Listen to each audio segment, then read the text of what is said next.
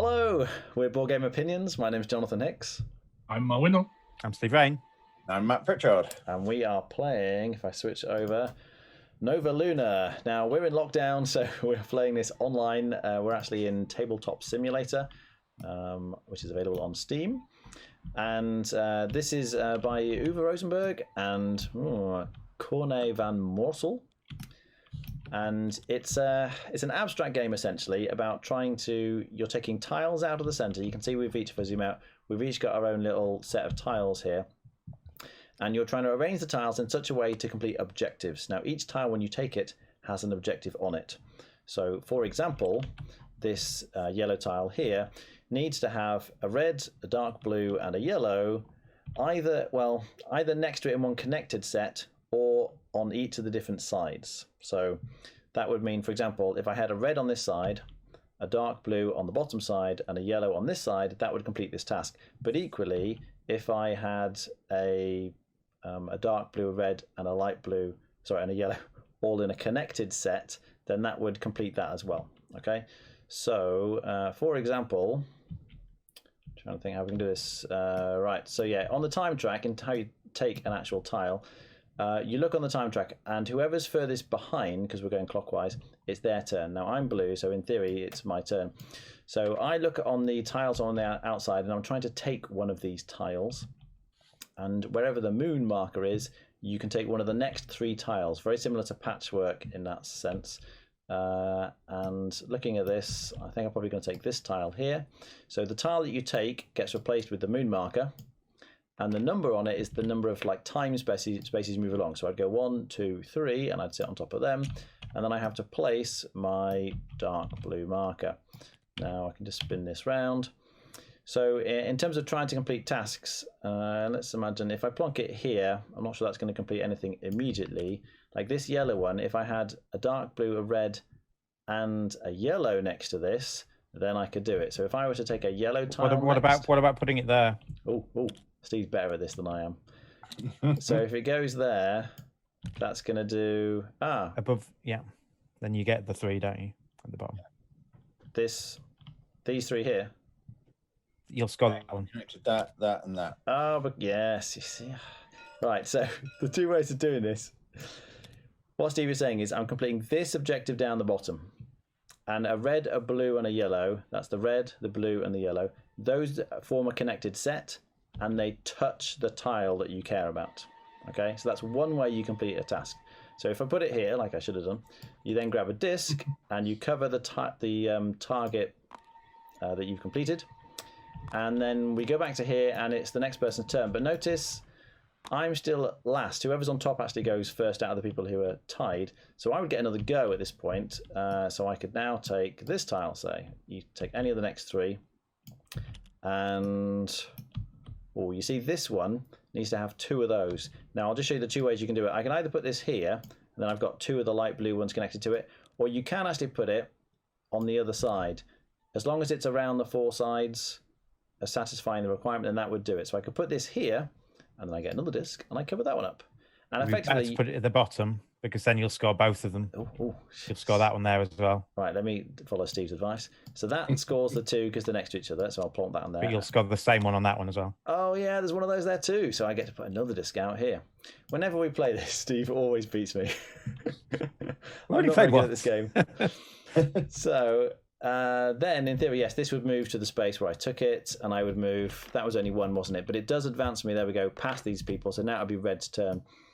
Now you keep on going. You can see the tiles are going to run out after a while. How many is it left?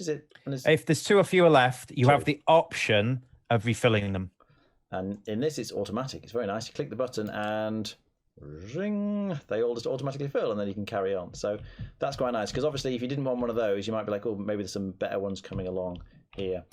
Now, how do you actually win the game? Well, you keep putting these little tokens out. You can see the gold disc sort of bin here.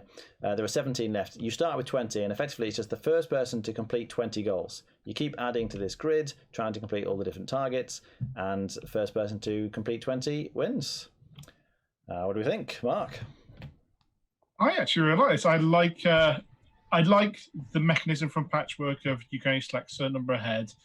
I guess it's whatever Takanoka, whichever one it was initially. The time-based thing is if I to do smaller things that aren't necessarily good, I can take multiple actions. Was it Takedo? Takedo, that's it, not Takanoka. That's the panda thing. I like that mechanism, and I like it linked with the spatial puzzle that this does. It can be a little bit of an AP prone spatial puzzle, so be aware who you play this with. Yes. But I actually like the two individual puzzles, and I think they work really nicely together. And it's really, really, really easy to teach. As in, it's super for this sort of game. It's super easy to teach. It's going to be, even though the mechanisms don't really compare, it's going to be compared to Azul because everything that's this sort of a puzzle sort of thing is going to be compared to Azul at the moment. But I really like this one. I think it's really fun. Steve? It's got no mechanics the same as Azul, but it's the same sort of mental process about planning ahead, a couple of things. Yeah. Where do you position things? What are you likely to get next time it's your turn? I think the turn on mechanism is fantastic. Just like taking a 7, so like the 7 that Mark's got a 7 over here. This 7 really easy to do because there's no pairs of colors. It's really easy to do when you've got that 7 there because you can just get anything and you'll probably match things up. In fact, he's already done one of them, hasn't he? He's done that bottom one there. Whatever. So the 7's really good. But if you take a 7, it's not going to be your go for quite a while and you can't plan ahead. If you take a 1 or a 2 or a 3 or something, even if it's not your go straight away, you're probably going to get the turn after that. Which makes me think, although I haven't played it, I think it might be a very good 2-player game. Because like Patchwork is such a great mental, like spatial awareness filling game mixed with an excellent turn order mechanic. With 2 players in this, you've got a lot more. If I take that, then he won't be able to get the red one he needs on his turn. Or if I take that, I'll definitely get 2 goes in a row in 2 turns time or something like that. And so with that, the more players you add to it, the more think you get is a bit of an AP prone game. I've not played it 4-player. I've played 2 games now. I've played 2 games 3-player. Not gone on too long, but there's been one person thinking longer than the rest. And that kind of will happen. So with 4 players, the potential for that is even higher. And you've got no control over what's going to happen. So although it is a 4-player game, I think it will be absolutely fine to play 2 or 3 players on a regular basis. Matt? Yeah, I mean, they've covered most of the points. And yeah, I really enjoy the game.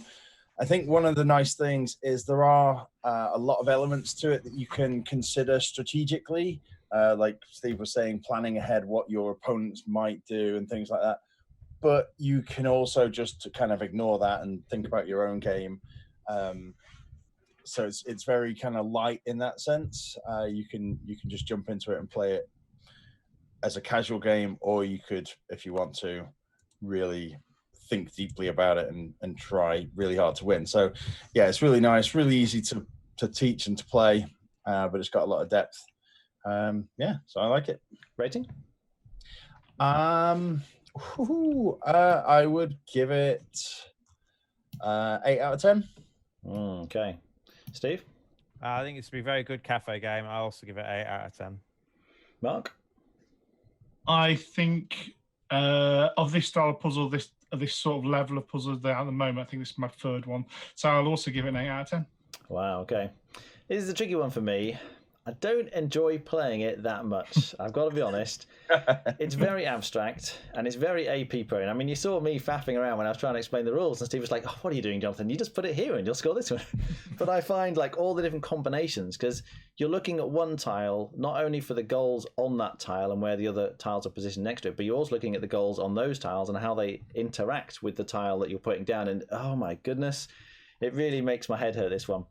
The time track in the middle is great. I mean, it sort of nicks straight out of other games, most prominently, I think, Patchwork, but it works really well. So they've done a great job with that one. And the actual base mechanism of placing the tiles and putting the goals on is simple and yet gives you a lot to think about. So I can appreciate it's very good. It is a very good game. I just don't really enjoy playing it very much. So I think I'd probably give it something like a 7 out of 10 because I can appreciate how good it is, but personally, I'm more like a 5.5 in terms of how much I actually want to play. But yeah, I think there are other ratings of 8 for a lot of people. I think this will do very well. I think it's a very strong game in that sense. And certainly it's been nominated for the Spiel des Jahres. It's a strong contender in that sense. Right, where's the box lid? There we go. Thanks very much for watching. That was Nova Luna.